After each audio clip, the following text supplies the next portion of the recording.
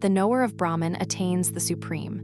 Regarding that, it has been declared, Brahman is truth, consciousness, infinity. He who knows it is hidden within the cave of the heart, in the highest heaven, he experiences all fulfillments, simultaneously with the all-wise Brahman. Aum, may he protect us both together. May he nourish us both together. May we both work together with great energy. May our study be brilliant and effective. May we not bear ill will towards each other. Aum, peace, peace, peace. Aum, the knower of Brahman attains the supreme. Regarding this verse is proclaimed. Brahman is truth, knowledge, infinity. He who knows Brahman hidden in the cave of the heart, in the highest heaven, attains all desires, along with the omniscient Brahman. From that verily from this self space was born. From space air, from air fire, from fire water, from water earth, from earth herbs, from herbs food, from food man. Verily this person is of the essence of food. Of this food sheath, this head is indeed the head. This right arm is the right wing, this left arm is the left wing, this torso is the self, the trunk, and this lower body is the tail, the support. And regarding this, there is also this verse. From food indeed, all creatures that dwell on the earth are born. Then by food alone they live, and finally into it they return. Food, verily, is the foremost of all beings, therefore it is called the universal remedy. Indeed, all food do they obtain who worship food as Brahman. Food, verily, is the foremost of all beings, therefore it is called the universal remedy. From food, beings are born, having been born they grow by food. It is eaten, and it eats beings, therefore it is called Anna food, so it is said. Verily, other than this self consisting of the essence of food, and within it is the inner self consisting of vital air. By that this self is filled. Verily, this self is of the form of a person. Following the person-like form of that food self, this vital air self is also person-like in form. Of this, pra macron letter 1e47, the upward breath is the head. Vyana, the pervading breath, is the right wing. Apana, the downward breath, is the left wing. Akasa space is the trunk Atma. The earth is the tail, the foundation. And regarding this, there is also this verse. The gods live by prana, and so do humans and all animals. For prana is indeed the life of all beings, therefore it is called the life of all. Indeed, they attain full life who worship prana as Brahman. For prana is indeed the life of all beings, therefore it is called the life of all. This, Pranamaya, indeed is the embodied self of the preceding Annamaya. Verily, different from this Pranamaya, self made of prana, is another inner self, the Manomaya, self made of mind. By that Manomaya, this Pranamaya is filled. Indeed, this Manomaya is in the form of a person. Following its person-like form, this Pranamaya also assumes a person-like form. Yajas indeed is its head, Rig the right wing, Sama the left wing, Adesha itself trunk, and Atharvangiras the tail and support. And concerning this, there is also the following verse. From where words recoil, without reaching, along with the mind, the one who knows the bliss of Brahman never fears, ever. This, the intellectual self, is verily the embodied self of the preceding mental self. Indeed, distinct from this mental self, and inner to it, is another self, the intellectual or wisdom self. By this, the mental self is filled. This intellectual self is truly in the form of a person. Following its human-like form, the mental self assumes a human-like form. Of this intellectual self, faith is the head. Cosmic order, letter 1e5 BTA, is its right wing. Truth, Satya, is its left wing. Spiritual discipline, yoga, is its essence. And the great Mahas is its tail, its foundation. And regarding this, there is also this verse. Discriminating wisdom performs the sacrifice. It also performs actions. All the gods worship discriminating wisdom as the eldest Brahman. If one knows discriminating wisdom as Brahman and does not swerve from it, then, casting off the evils of the body, one attains all desires. This discriminating wisdom self is indeed the embodied self of the preceding mind self.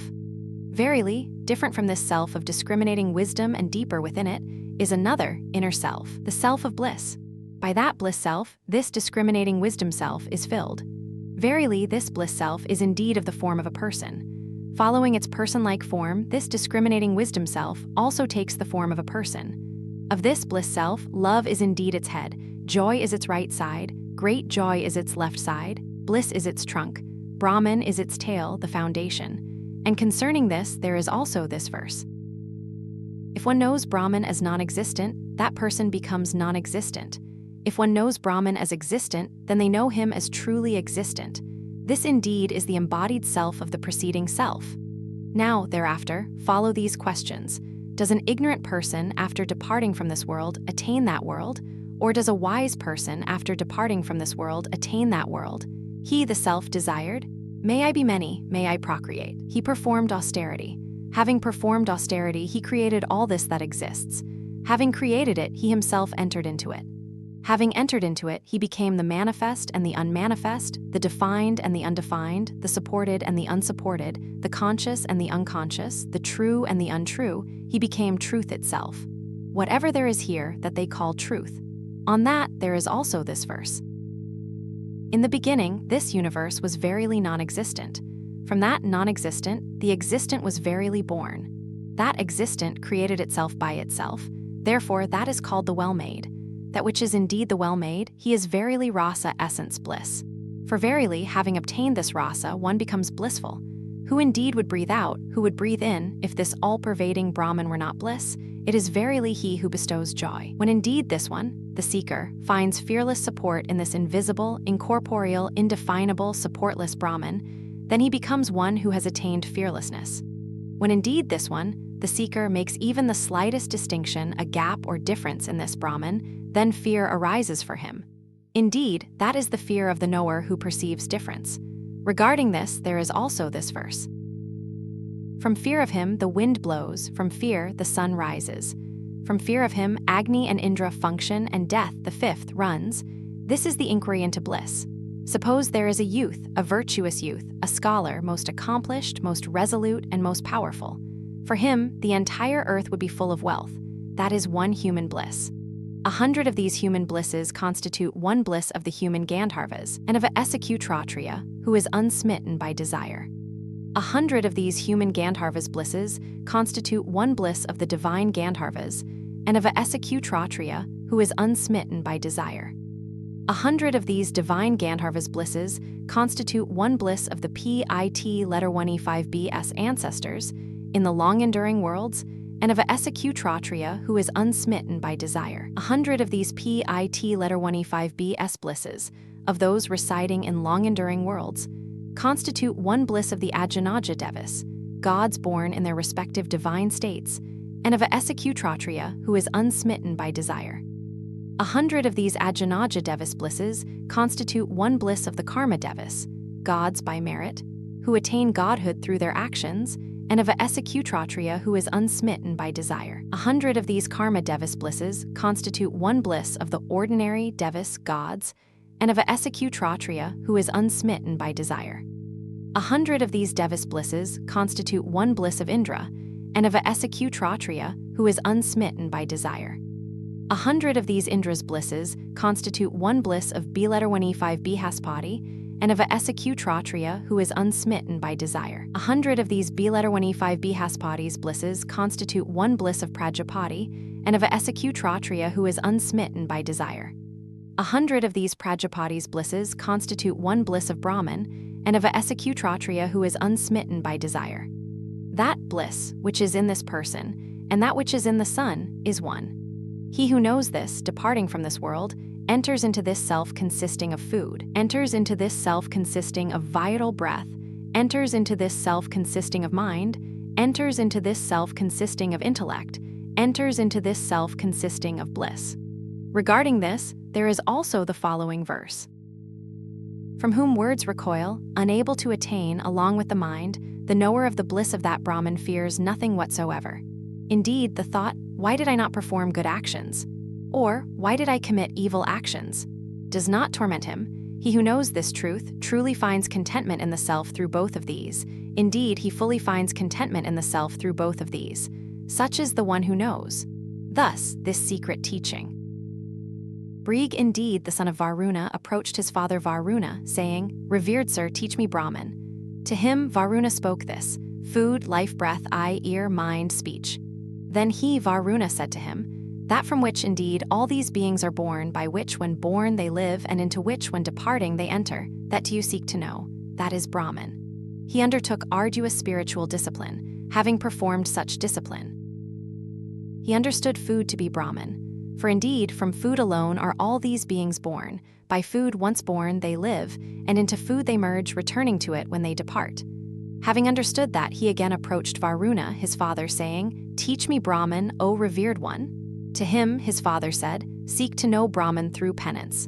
Penance itself is Brahman." He performed penance. Having performed penance, he realized prana to be Brahman. For from prana indeed all these beings are born. By prana once born they live, and into prana they depart and merge. Having understood this, he again approached Varuna, his father, and said, "Teach me Brahman, O revered one." To him, his father said, "Seek to know Brahman through tapas, for tapas is Brahman." He practiced tapas. Having practiced tapas, he understood the mind to be Brahman. For verily, from the mind alone do all these beings originate. By the mind once born they are sustained, and into the mind they enter at the end, merging completely.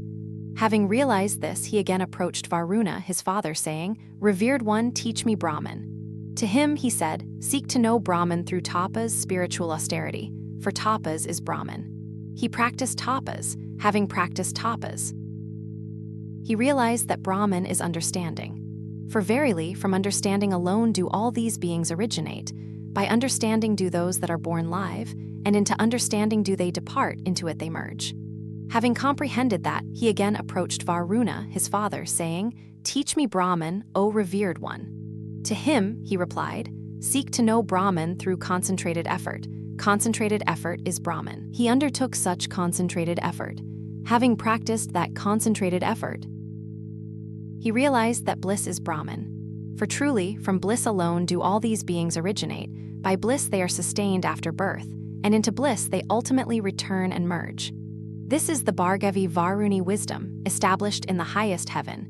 He who knows this becomes firmly established. He becomes abundant in food and a robust consumer of it. He becomes great through offspring, cattle, and spiritual effulgence, great in renown. One should not condemn food, that is a sacred vow. Indeed, prana, the life force, is food. The body is the eater of food. The body is established in prana, and prana is established in the body. Thus, this food, the vital principle, is established in food, material sustenance. He who truly knows that this food is established in food becomes firmly established himself. He becomes abundant in food and a capable enjoyer of it. He attains greatness through progeny, through livestock, and through spiritual radiance.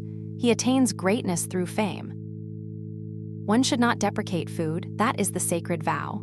Water verily is food. Light is the consumer of food. Light is established in the waters, and waters are established in the light. This very food is established in food. He who knows this, that food is established in food, becomes firmly established.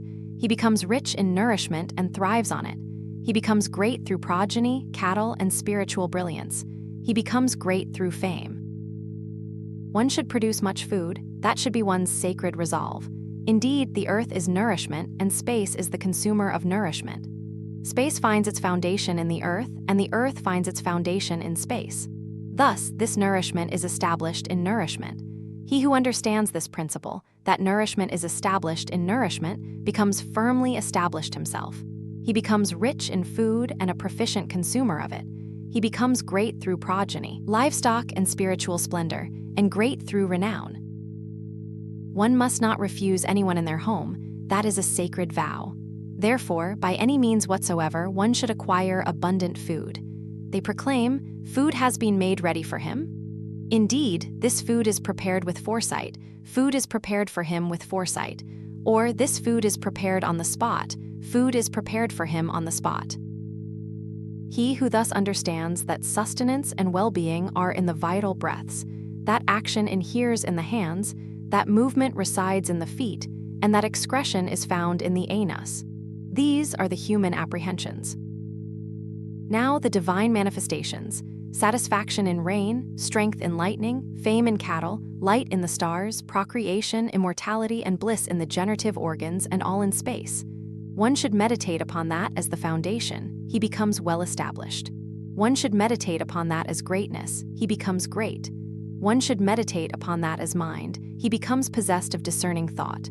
One should meditate upon that as reverence, desires bow down to him. One should meditate upon that as Brahman, he becomes one with Brahman. One should meditate upon that as the ultimate vanquisher of foes. His hostile adversaries and his disliked kinsmen rivals perish all around him. And he who is in this person, and he who is yonder in the sun, he is one. He who knows thus, having departed from this world, fully transcends the self constituted of food, then the self constituted of vital breath, then the self constituted of mind, then the self constituted of intellect, and finally the self constituted of bliss. Thereupon, he roams through these worlds, eating as he desires, assuming forms at will, and abides, singing this salmon, Havu, Havu, Havu. I am food, I am food, I am food. I am the eater of food, I am the eater of food, I am the eater of food. I am the maker of hymns, I am the maker of hymns, I am the maker of hymns. I am the firstborn of the cosmic order. Before the gods, I am the very center of immortality. Whoever offers to me indeed sustains me. I am food, and I consume the one who consumes food. I encompass the entire universe. I am the brilliant light. Whoever knows this. Such is the Upanishadic teaching.